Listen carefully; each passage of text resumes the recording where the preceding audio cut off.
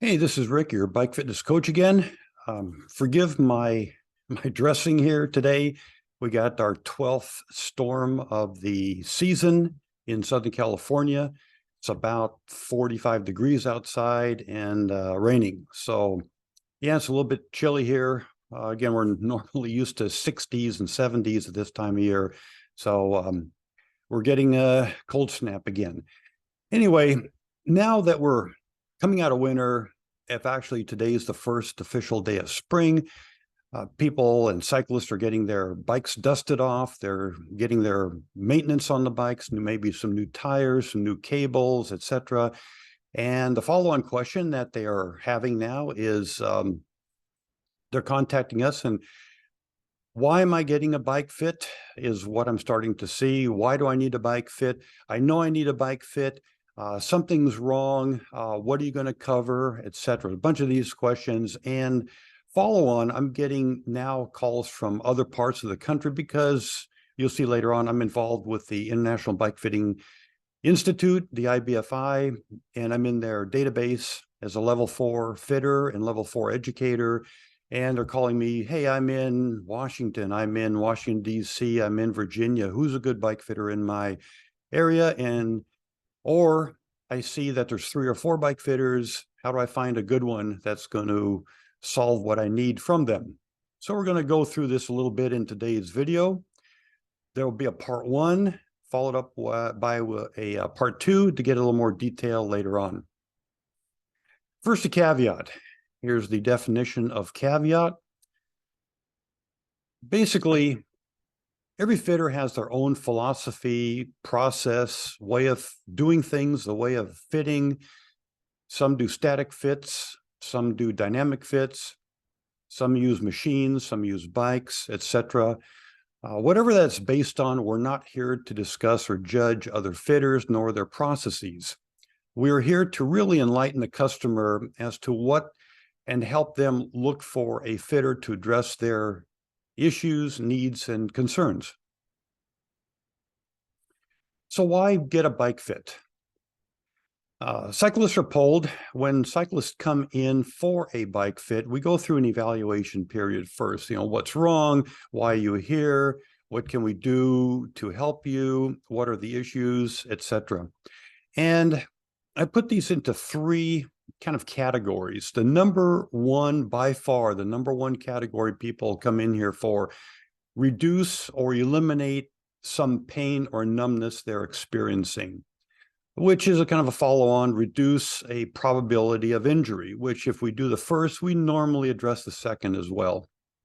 A second level of responses are, hey, I want to increase my overall enjoyment, my comfort, I'm getting up in years, or now that I'm retired, I got back on my bike and it doesn't fit me, I can't ride it. It fit me fine when I was 25, but now that I'm 70, hey, it doesn't fit me anymore. Something's wrong. Let's figure out what that is. Reduce rider fatigue.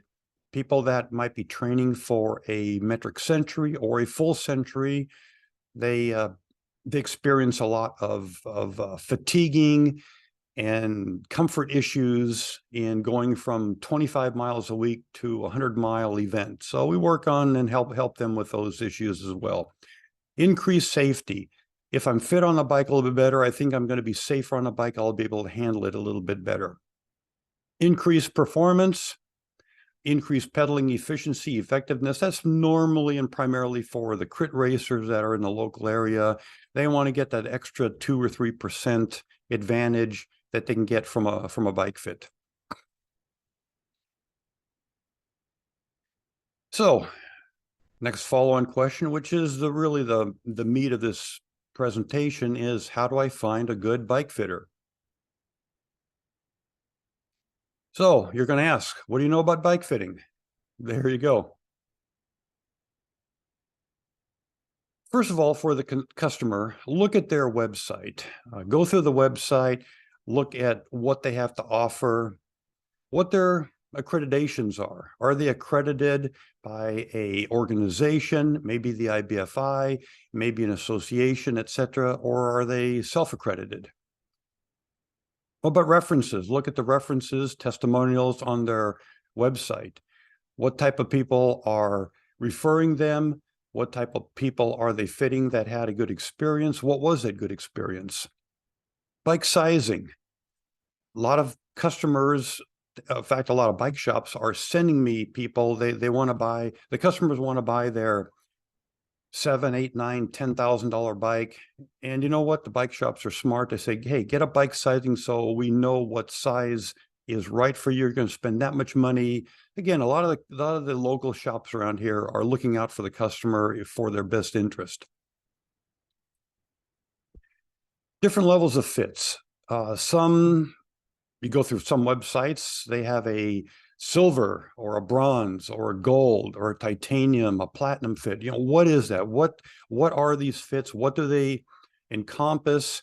Can you get one fit for this, one fit for that? Some are cleat fits only, etc. So go through the fits and determine which one might be best for you, for your needs. Again, look for their bike fitting philosophy and their processes. What is their underlying philosophy for bike fitting? Some bike fitters start at the handlebars and go down to the feet. Other bike fitters start at the feet and go to the handlebars. Some fitters just will do the cleats. Some fitters don't do the cleats. So make sure you get the right and understand their philosophy and their processes for bike fitting. What education do they have? Not only bike fitting, they'll list usually on their site, hey, I went to XYZ bike fit school, I did this or that.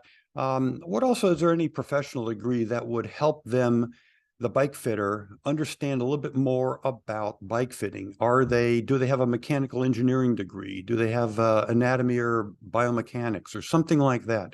That's going to help them or help you understand that, yeah, they probably know a little bit more about how the body moves, how it responds to a certain position on a bicycle. Look at other general background. What is the philosophy again? Philosophy, what is their background? Do they have an engineering background? Do they have a physical education background where they would know a little bit about some exercising, etc.?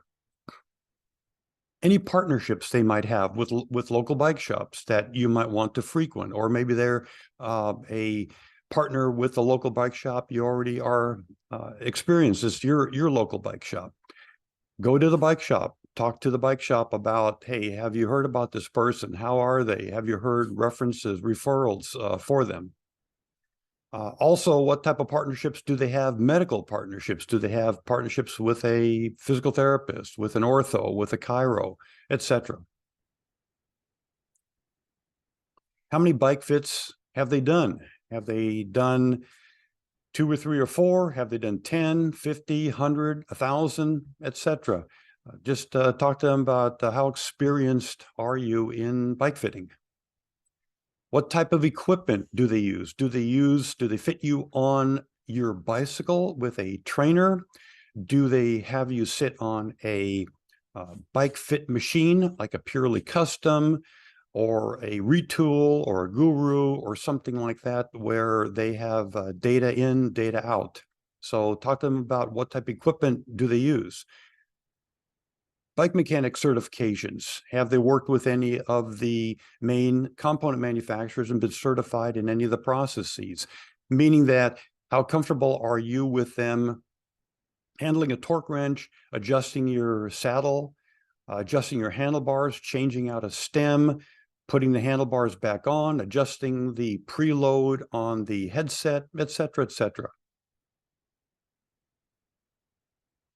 Here's some accreditations. Are they accredited or affiliated with the International Bike Fitting Institute? The way that they are now having their fit education is that they're going to have 4 levels, 1, 2, 3, and 4, beginner to advanced, both online and in-house. So to become a level 1 fitter, you have to have a certain checklist checked off by either one of the educators within IBFI or Andy himself.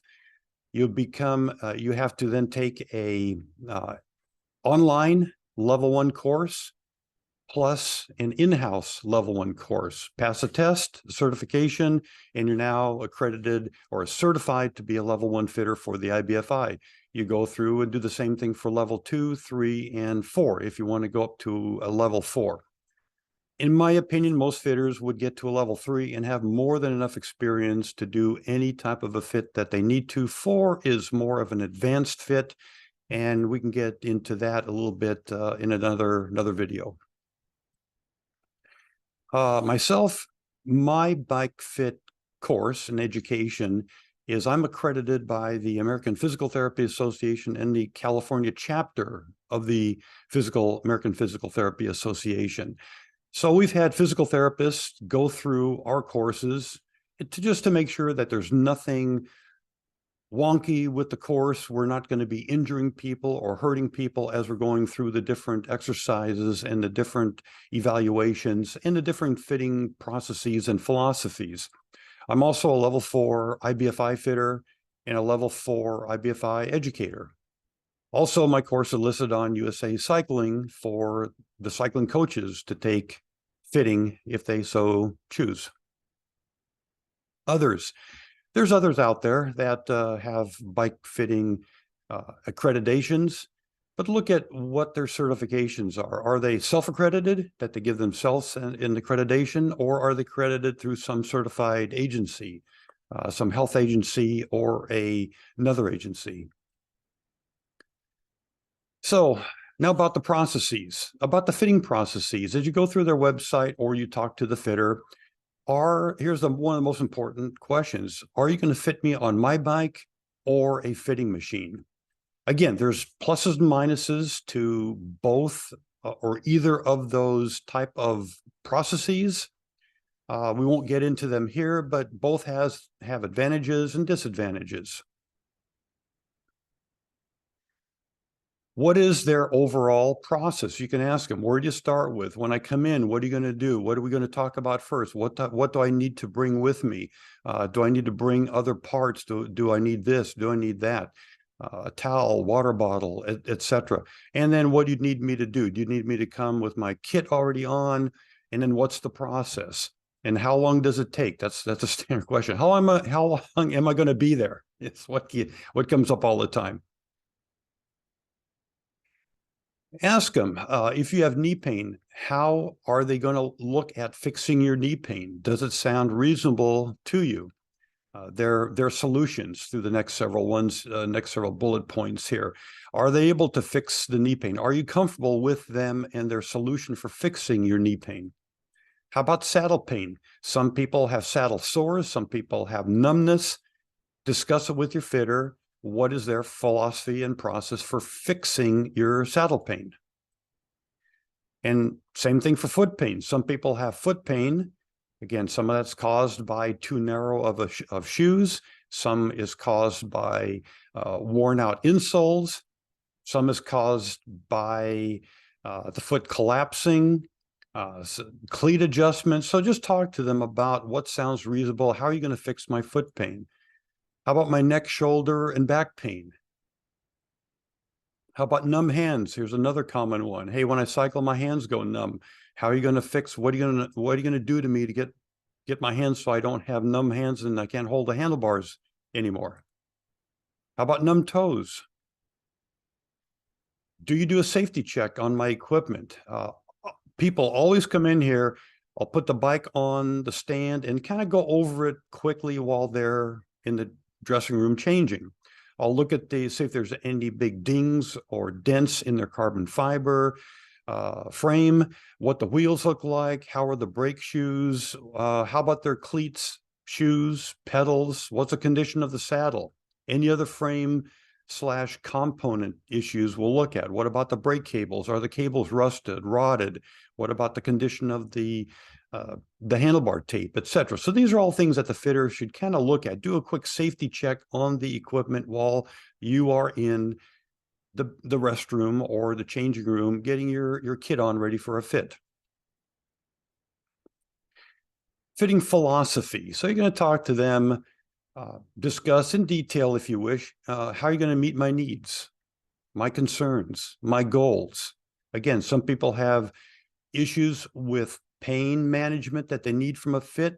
Some people want to just get that extra 5% increase in power so they can win crit races. Again, partnerships, bike shops, do they have any physical therapist? Which is going to be an interesting one on part 2. So in one of the concerns I have with the IBFI, they kind of apply one rule to everybody for the educators. But if you think about it, we are in the United States under a different set of rules than they are over in Europe. Over here, if you don't have a medical degree, do not diagnose nor treat a client. You can do some of that over in Europe, but definitely not in the United States. So they need a good physical therapist. If they get to a point where the fitter, and I've done it numerous times where somebody comes in here and I can't treat or fix that person, I'll send them to a physical therapist or chiropractor, whoever they want to go to get some issue resolved first. And then they come back and then we do the second half of the fit. So they need some kind of a good partner for medical aspect to fitting. Some people like to go to chiropractors instead of physical therapists. That's fine, as long as they're comfortable in getting treated and fixed so they can come back and do part 2 to the fit. Hey, that's great. Orthopedics, surgeons. Some people like to go with their ortho. Some people need just a personal trainer. The fitter should be able to direct you to which one of these you need. Some people want to just go to a nutritionist, a dietitian. They might come in and say, hey, I know I weigh 260 pounds. I want to lose 50, 60, 70 pounds to get better on the bike. What can you do for me? Well, the fitter should basically kind of say, well, we can get you fit to where you are currently, but then go to a nutritionist, dietitian. Here's some references. So here's some referrals to some good people. And then say, use their program. Guaranteed when you're through their program, you're going to be a different person you are than you are right now. So you're probably going to need a refit at that point in time. Yes, I had a guy come in several years ago. He was about 240 pounds, 245 pounds. We fit him on the bike. He was comfortable. He was able to ride. Called me about a year later and said, hey, this fit is not working for me. I just can't ride this bike anymore. I said, well, what happened? You were comfortable all this time. He said, well, I've had a nutritionist. I've had a dietitian. I've been doing yoga every day and I've lost 100 pounds. So well, you were 245 and now you're 145. Yes, you're a complete different person than you were. So you need a refit. We fit you to where you were when you were 245. And now that you're 145, this is not the fit for you anymore. So yes, you will have to, they should talk to you. The fitter should talk to you about these items as well. So the other thing to look through or to discuss with the fitter is that are all of your references or testimonials from one type of bike fit? Do you do primarily road or MTB or TT type of fits? Do you specialize in one fit? For example, if that fitter specializes in mountain bike fits and you're a road cyclist, hey, you might want to find a different person. There's nothing wrong with that fitter. It's just that their emphasis is on mountain bikes and not road bikes. So just talk to the fitter. What do they know about bike sizing? Do they know how to go to the manufacturer's websites on the bikes that you are looking for, purchasing as an example, and taking the manufacturer's geometry charts and putting them into their bike fit or bike sizing machine? Do they have a bike sizing machine? Can they do bike sizes there? Evaluation, discuss what does a fitter test and why. So when you come in on the evaluation, what are they looking at to see how you are going to be sitting on the bicycle when you're pedaling? That's what the evaluation is really for. They're going to do certain exercises, certain stretches for you, trying to determine where you're going to be on the fit cycle or on your bicycle. One of the issues there that I've discussed with IBFI is currently, again, in the States, is that a lot of these fitting educators are, I think, over teaching what to do stretches and to determine. They go through 15, 20, half an hour worth of stretching you here, raising your leg, twisting you here, moving you here, moving you there. So the real question is why? What is that going to what is that going to tell the fitter, and how are they going to solve something that they find? Again, they're going to have to basically send you, if they see something way out of whack, they should send you to a physical therapist or a personal trainer or a chiro or somebody that can work on you medically, that has a license to work on you, and then get you sorted out, and then come back for the fit. Now they do the orthos, the chiros, the physical therapists, they do their own evaluation to determine where you are. So in my fitting education classes that I teach, and also fitting cyclists, I've kind of boiled down a lot of these tests to just a few, 2 or 3 or 4, that basically tell me, they're quick tests. Within 10 minutes, I can tell exactly how the person is going to be on the bicycle, how they're going to be pedaling, what any possible issues are. I can determine, I'll tell them what their dominant leg is, etc. And then we start going through different scenarios to get them onto the bike comfortably. Shoe, insole, pedal, cleat advisement. A lot of people come in here with shoes that are completely worn out. Or cleats that are completely worn out. Insoles, they need different insoles. Can the fitter advise you on what type of equipment you need and why you need it, and what's good, what's bad about one versus another? And can they do the shoe cleat adjustment?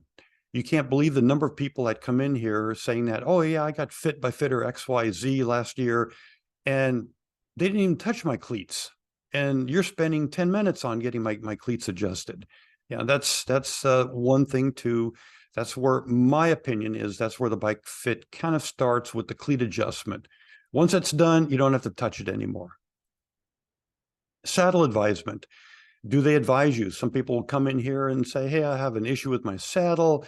I've moved it here, moved it there, moved it up, moved it down, moved it back, moved it forward, and I just can't get it right. Well, is it the right saddle for you? That should be a saddle advisement. What about the saddle adjustment? Once you, let's say you do have the right saddle, does the fitter, can they put that saddle into the correct position? Crank length determination. After the shoes, cleats adjustment, I believe that really a bike fit is determined, where that person sits on the bike is determined by the crank length first. Because if I adjust the crank length, I'm adjusting the saddle secondary to match the new angles of the knees on that correct crank length. So can the fitter determine the correct crank length for you? You can't believe the number of 48, 49 centimeter frames that come in here with 175 crank arm lengths. That's ridiculous. Q factor, knee tracking. Why is the person knee tracking? Why are both knees going out to the side? Why is maybe one is going out, one's going straight forward? What about the Q factor? Is that comfortable for them? Do they need a wider Q factor, narrow Q factor? So there's a whole bunch of detective work in looking at how they're pedaling, and the knee tracking primarily from the front, looking backwards. You can see the direction of the knees tracking the hips and the feet as the knees are going up and down. What about muscle imbalance determination? Or do they put you through any evaluation to determine a muscle imbalance? Now, again, you're kind of getting into the gray area. To fix a muscle imbalance, and now you're talking about really going to a personal trainer or a PT to do some exercises. A lot of most PT studios have a gym, and they have PTAs or PT assistants that can help with not only, you don't maybe not have to see a PT, but you can work with the PTAs in the gym, or some have personal trainers and they have gym classes. You can work out of that studio to fix muscle imbalances. What about cockpit adjustment? Stems, handlebars, shifters, how do they approach that? So with that, we're going to basically talk about, again, a lot of fitters out there. There's a lot to choose from. We just want to give you, the customer, some insight as to what to look for a fitter to meet your specific needs. And in part 2, we're going to go through a little more detail into finding the right fitter and how they can maybe be helping you. So with that, if you liked the video, please subscribe, share, like, and we'll see you in a few days on part 2. Thank you.